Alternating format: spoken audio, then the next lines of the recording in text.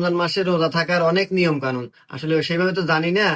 আমি একটা জিনিস জানতে চাই যে আই লাভ ইউ বললে রোজা ভেঙে যাবো কিনা। অবশ্যই আই লাভ ইউ বললে রোজা ভেঙে যাবে। কি কন ইমাম সাহেব, আই লাভ ইউ করলে রোজা ভেঙে যাবো? আমি না কত মৌলবিকার কাছ থেকে, কত মুসল্লির কাছ থেকে শুনছি যে আই লাভ ইউ, কইছে যে আই লাভ ইউ কলি চুমা খালি রোজা ভেঙে যায় না, আর আপনি কথা চান আই লাভ ইউ করলে রোজা ভেঙে যায়, কি বলে? হুম, আই লাভ ইউ বললে কি জন্য রোজা ভাঙবে? দাঁড়াও, আমি তোমাকে ব্যাখ্যা করে বলছি, মানে ভেঙে বলতেছি। তুমি যদি পাশের বাড়ি অন্যজনের বউকে গিয়ে আই লাভ ইউ বলো, সেখানে ঝামেলা হবে, বিবাদ হবে, মারামারি লাগবে। আর মারামারি, বিবাদ সিবাদ এগুলো আমাদের ইসলামে পাপ। আর পাপ হলেই রোজা ভেঙে যাবে।